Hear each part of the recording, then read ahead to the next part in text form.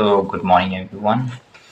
Myself, Arpit, and today I'm going to discuss about a topic known as synchronicity, as you have read in thumbnail. That what synchronicity is. I think many of you know about this synchronicity. If you have not read psychology, or if you don't know anything about psychology, or you're a beginner, then that's not a big problem in that. Besides, I was also a beginner when I started all these things, reading psychology and all those things. But basically, let me explain what actually psychology is. So, psychology is basically just understand this thing that basically psychology is nothing but understanding of mind. That's so. Father of psychology was William Wundt. So, William James. I'm not going there. Okay, this is not a history class. That's a psychology. Okay, so I'm not a teacher. I'm not a professor or anything like that. I'm just a student doing his PA in psychology. I'm in first year, but before indulging myself into this undergraduate program, I was really very enthusiastic about this subject, and you know, from I think since 2 to 3 years or more than that, I think it's been 5 years. But can just since childhood, I'm reading humans, right? Reading about humans, how they behave, how they act, like so. Many of you also have this kind of curiosity that in psychology we call this type of intelligence as intrapersonal or interpersonal intelligence, right? Intrapersonal is something like you know about yourself, about your own feelings, about your it's something like you know how you operate from within. You're too conscious. That's what interpsyche is. And interpsyche means that you know about other psyche, about others. Like if you see some A person or B person, then just by seeing them, you understand what the character is or how, what they're thinking, all those things, right? So today I'm going to talk about synchronicity. Okay. So first, before understanding synchronicity, which is a very complex, not complex topic, it is basically an very, you can say, non-physical topic. It is not, you cannot, show it in equations, or you cannot show it somewhere or denote it somewhere, illustrate it somewhere, showing that this x plus y equals to synchronicity. No, synchronicity is something like what Carl Jung said about that is something like a casual connecting principle. I mean, if this is A and this is B, then synchronicity simply means that they are connected to each other. Okay, they're connected to each other casually, means they have no meaning, means A doesn't know B and B doesn't know A, but they're simply connected for a meaningful result. That's what synchronicity is all about. But this is not the end. If we indulge deeper into the topic, we will understand that synchronicity was something like it was present before the Big Bang. It was present before the universe began. You know how things are connected with each other. I mean, the nature we live in is very complex. We don't know exactly what complexities we are surrounded by. Suppose one time, just take an example of Einstein came and just take the example of Newton came and showed that this is classical mechanics, this is gravity. But Einstein came and said, wait, that is wrong. This is not how gravity works. Gravity is something else. Okay, and that's how he describes gravity in his E equals mc squared formula of general relativity and special relativity. That's another thing. Okay, so everything which you see around you is very complex. You know, if A says that this is right, then B will come and say this is not right, this is wrong. And C will come and say this is not, this is wrong, this is right. So everyone has their own perception, right? That's why this world is so complex. But through this one, okay? To understand synchronicity, first of all, you have to understand what Carl Jung talk about collective unconscious mind. See, first of all, you are made up by three layers. See, Sigmund Freud, first of all, Sigmund Freud said that psyche is made by three parts, that is ID, ego, and superego. ID is your unconscious mind, ego is your conscious self, superego is your morality of right and wrong. The ego acts as a negotiator between ID and superego, right?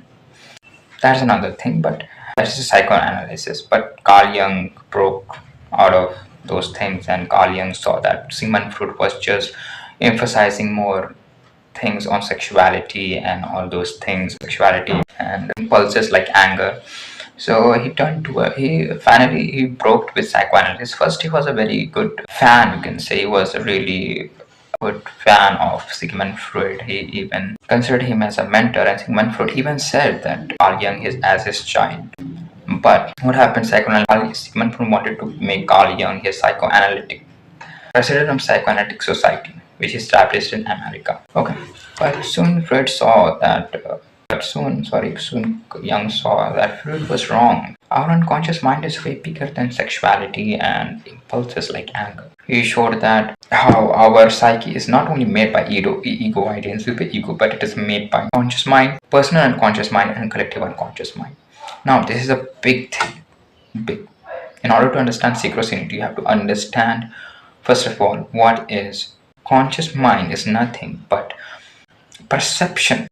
Perception. If I'm here, then I'm perceiving the stimuli. This is a stimuli, and I'm perceiving it, and my motor receptors are just sending the signals to my brain cerebellum, and through middle oblongata I'm getting the signal back, and this is telling me that this is a pen, this is my perception, right? This is consciousness. So your consciousness is not only made by perception, it is made by way more broader fields like collective or like personal unconscious. Beyond that layer of consciousness, you have a personal unconsciousness which you don't know about.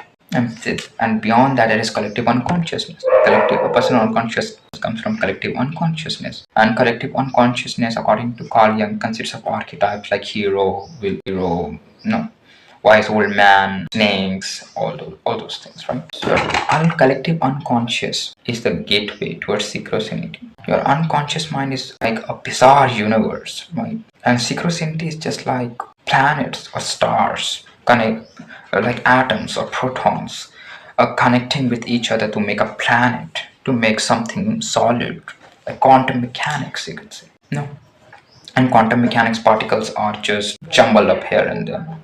Their positions and velocities cannot be calculated simultaneously at the same point, right? Heisenberg accelerator principle. Like that, Carl Jung's synchronicity is just like a big map.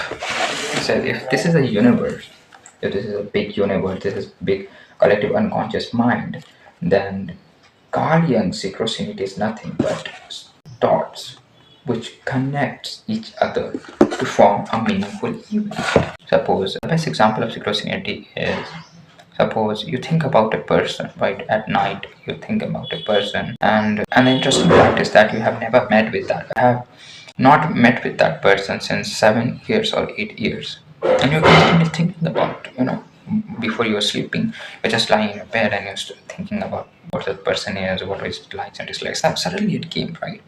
And the next day when you wake up, when you go to office, you suddenly saw that person standing beside your car, leaking ice creams or something like that, doing any XYZ work. So that's synchronicity. So today scientists or cognitive psychologists or neuroscientists are trying to figure out how our neural connections, our neurons are actually projected or made in such a way that they could predict how their synchronicity patterns our eyes can perceive, how we can perceive such complex patterns like synchronicity. Our mind, our brain cells are already, how our brain cells are programmed to conceptualize the synchronizing models or synchronizing events which have continuously happening around us. We don't know exactly how our mind is so programmed in such a way. So synchronicity is a lot more deep topic, and in the short video I just talked about nothing basically, because that's the beauty of education, that even if you know 50% about universe, that is nothing but just 1% of it, because universe is very bizarre and beyond, and humans are just tiny dots in this bizarre universe. So yeah, this first video is a little bit awkward, and I'm also first only. I'm also trying to adjust with camera, but I promise you that by your support and by my hard work, we can together make this YouTube channel good, better, and wonderful and successful. So I know you have not understood anything because I said everything in a assembled way. But if you really, somewhat think that I have given you something unique or something more, you can say, no, new to use, and so you can just, you know, share my video.